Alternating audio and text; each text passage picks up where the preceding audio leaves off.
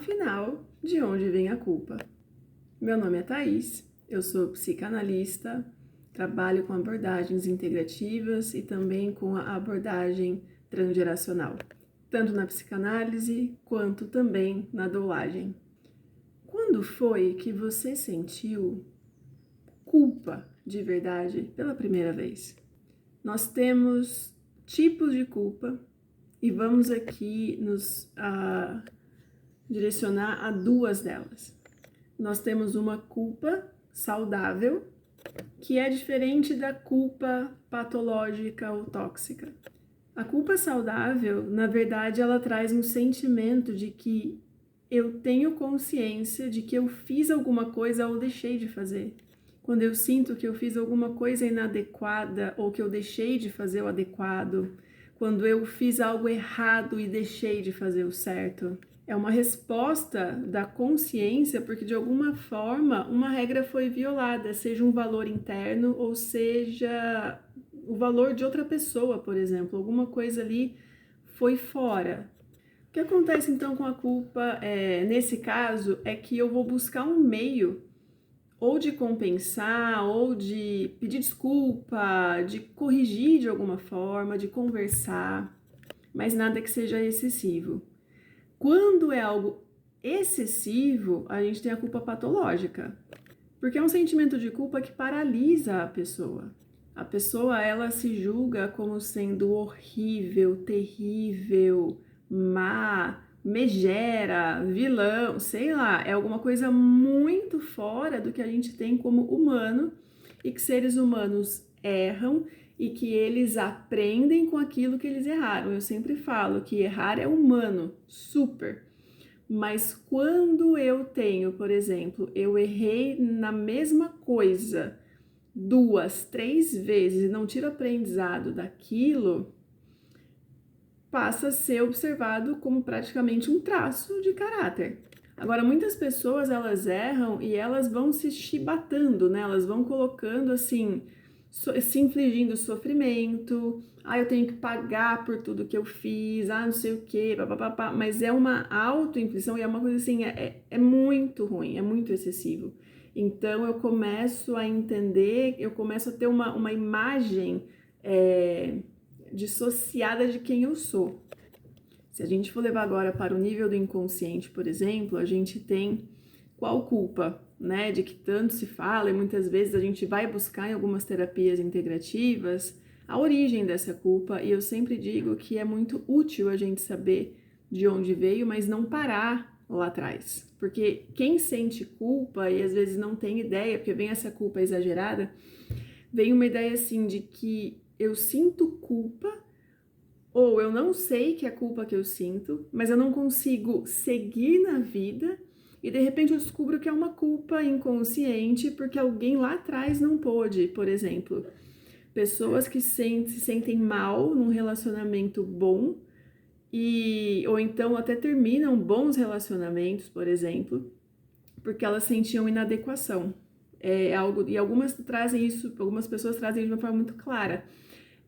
Eu tinha um bom relacionamento, não sei porque me deu uma vontade assim de terminar, terminei, ou era uma pessoa boa, mas não, sabe, eu não conseguia ficar ali. E aí quando a gente vai analisar a história, inclusive eu tenho um curso que tá na Hotmart para quem quiser fazer, tanto terapeuta para aplicar, mas eu sugiro que passe pelo processo antes de aplicar, quanto também para a pessoa se conhecer melhor. O genograma, que é o mapa do útero. Então, quando você vai pegar a história das mulheres dessa família, ou mesmo dos homens também, né? Ninguém teve um relacionamento bom ou feliz. O que essa pessoa sente? Culpa, peso, porque ela é a primeira pessoa naquele sistema que está tendo um relacionamento bom. Ou a primeira pessoa naquele sistema que está tendo dinheiro, ou que está tendo acesso a mais dinheiro, ou que trabalha naquilo que gosta, que pôde escolher aquilo que ia fazer. Então, tudo isso traz um peso interno, uma paralisia que a gente também chama de um sentimento de culpa inconsciente. Então, eu não sei porque eu sinto culpa, e é estranho sentir culpa em comprar coisas que você gosta, em ir para um curso que você gosta, um trabalho que você gosta, começar um negócio que dá certo, ou ter um bom cargo numa empresa, ou estar feliz com aquilo que se tem de repente. Parece esquisito, mas Se a gente olha lá para trás, né, tem gente que passa mal de gastar com coisas necessárias. Então, a gente vai olhar para isso de que forma? Tem uma culpa embutida aqui. E de onde veio? Tem alguns vídeos que eu já produzi sobre isso, inclusive. Não é meu. Isso aqui não é meu. É de quem? Eu não sei. E quando a gente olha para trás, a gente olha para ter uma referência. Então, para começar a decidir o quê? O que eu vou fazer a partir de agora com isso? Como é que eu vou trabalhar isso? E esse é o desconforto no qual a gente cresce. Porque aí vai existir uma diferença entre esse sinal da vida, que aí muitas vezes as pessoas se agarram a esses sinais da vida, nesse desânimo, nessa prostração, naquilo não deu certo, que a gente vai entrar na questão do padrão, talvez não hoje, mas e para tudo, né? Então existe o quê? Vamos colocar aí uma intuição, um sinal de que não era para ser, um contrafluxo, né? Vamos colocar um contrafluxo aqui. Eu tô forçando um negócio que não é para ser. Eu tô forçando algo que não é para ser quando isso me coloca em risco ou coloca em risco outra pessoa. Tanto um risco que eu falo assim, de existência quanto de dignidade mesmo. Eu tô corrompendo os valores de alguém, eu tô corrompendo os meus para seguir com isso. Seja um negócio, um relacionamento ou alguma coisa em relação à minha saúde, né? Porque às vezes a pessoa tem preguiça de ir para uma academia. Por quê? Porque na família as pessoas não se cuidaram. Então ela vai sentir que ela arrasta. E aí se atrasa uma atividade do dia para ela ir para essa academia que ela tinha reservado tempo, ela já acha que é um sinal para não ir. Quando é um sinal ou né, um contrafluxo real, te põe em risco. Te coloca em risco, seja dos seus valores ou então da sua existência, ok? Então é muito importante a gente alinhar algumas coisas e sair um pouco do que a gente tem, quando a gente aprofunda assim, né? O que os estudos dizem sobre, né? O que a psicologia, a psicanálise, os estudos integrativos falam sobre. Né? As terapias integrativas, elas são regulamentadas pelo SUS. Podem fazer pesquisa. Então, o que é falado? O que não só é falado, mas qual a base disso aqui? Então, da gente sair da base comum e começar a pegar, sabe, informação e olhar pra gente, falar como é que eu tô aqui. E agir em cima disso. Porque se a gente não age, não adianta nada. Você pode fazer o tipo de terapia que você quiser. É como se você visse a vida passar e você continua ali fazendo nada. Aí você espera uma mudança, não vai ter. Quando a gente vai fazer uma terapia de qualquer natureza, a psicanalítica principalmente, que a gente começa a ter conteúdo inconsciente vindo, a gente precisa agir. Então, para além do desconforto, para além de tudo aquilo que parece barrar e não põe em risco a minha integridade física, né, e emocional, então eu preciso fazer algo um pouco além para conseguir talvez resultados que eu olho o coleguinha tendo e que eu quero ter, não o resultado daquela pessoa, porque isso é inveja, mas algo assim, eu quero igual, eu quero ter um desempenho bom, eu quero me sentir trabalhando com propósito, igual aquela pessoa trabalha, passa a ser uma inspiração, e isso é algo bom. E é muito bacana, né, fazer um parênteses nisso, porque quando a gente quer o que é do outro, para um pouco além da inveja, eu nego quem sou eu e eu quero ser um pouco ou talvez muito do outro.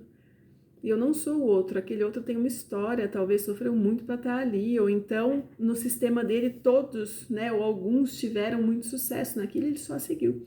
Então a gente não sabe a história do outro, talvez nem o outro saiba a história dele, ele só seguiu ali num fluxo, não num contrafluxo, né? E podemos também falar de fluxo, inclusive, que é quando eu tô centrada em mim, no meu momento presente, olhando para mim. Isso é flow, tá? Porque daí eu não tenho resistência, eu não tenho barreira para quem eu sou. Quando eu olho o outro, eu quero que é do outro, eu tô fora de lugar. Eu ponho barreira em quem sou eu, nas coisas que eu, sabe, nas coisas que eu gosto, nas coisas que eu quero fazer e nas coisas que principalmente eu preciso. E eu passo a precisar de coisas que não são as que eu preciso, mas eu entendo que para ser igual ao fulaninho, eu preciso de coisas que ele precisa e eu vou ficando de lado. Tem flow nenhum aqui, né? tem outro F aqui, né? Ferrou. Por quê? Porque eu preciso ter estado de presença comigo. Fluidez, flow é estado de presença em quem eu sou.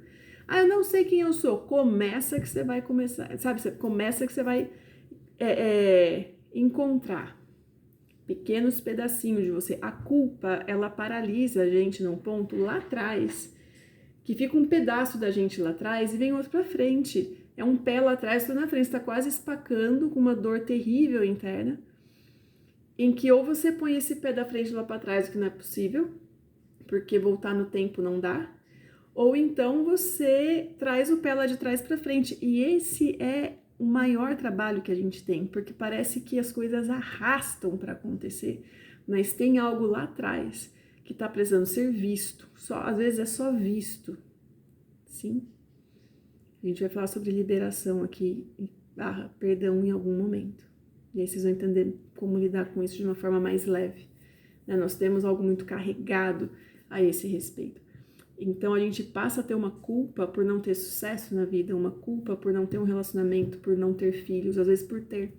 A gente acaba tendo culpa por ter dinheiro, por gastar com coisas que precisa, ou não gasta e parece que a vida vai embolando, entende? Não tem um plano, acha que não tem um propósito, mas está olhando tanto para a vida dos outros que o propósito mesmo da pessoa está escancarado ali e ela não enxerga. Então, nós sentimos culpa o tempo todo, né? E aí a gente vai voltar em coisas que talvez vocês já tenham lido há muito tempo. O que é essa coisa assim, tá tudo na infância, né? Na adolescência também, até uns 14 anos e meio. Tudo que a gente vive dentro da barriga da mãe, tudo desde o ventre até, né, esses 14 anos e meio, tudo que é muito forte para nós vamos registrar, seja como uma percepção apenas, tipo, eu entendo que aconteceu X, ou então como alguma coisa que realmente aconteceu. Um trauma é tudo aquilo que quebra a minha expectativa, que é uma expectativa forte, do tipo, uma agressão, um abuso de qualquer tipo, é uma quebra de expectativa de amor e cuidado, né? De respeito, de limite, tanto que pessoas, e eu acho que eu não conheço ninguém que não tenha sofrido um abuso de qualquer tipo, né? São pessoas que têm problemas para falar não, para colocar limite, fazem tudo por outras pessoas e por aí segue.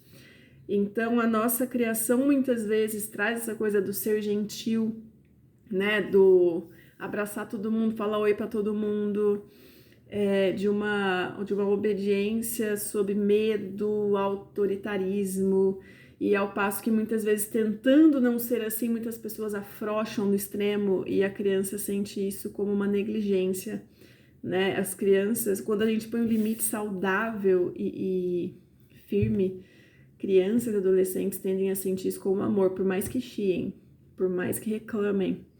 Então, é um limite por quê? Porque existe uma hierarquia nessa casa, porque aqui pai, mãe, filhos, porque tem uma rotina que todo mundo segue, porque, sabe, todo mundo mora aqui, cada um faz um pouco aqui, né, do serviço de casa para não pesar para ninguém. Deveria ser. Na teoria é muito lindo, na prática dá para fazer? Dá, tem dias que dá certo, tem dias que não vai dar certo. Tem dias que vai precisar de uma negociação diferente. E tema, né, para mais uma série, inclusive. Então, a gente vem numa cultura em que falar não é visto como ruindade, em que olhar para si é visto como ruindade, egoísmo.